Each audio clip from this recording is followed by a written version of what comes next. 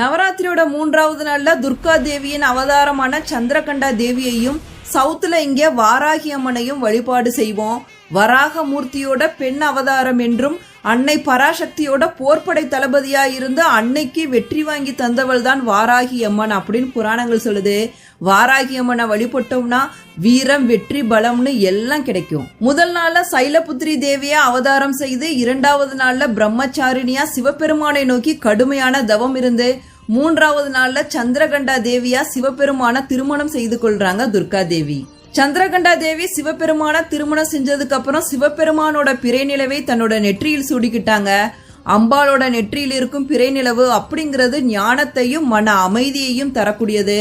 அம்பாள் வரும்போது எழும் மணியின் ஓசை வீட்டுல இருக்க எதிர்மறை சக்திகள் எல்லாத்தையுமே விரட்டக்கூடியது. சந்திரகண்டா தேவி 10 திருக்கரங்களுடன் பலவித ஆயுதங்களையும் தாமரை மலரையும் ஏந்தி காட்சி தராங்க.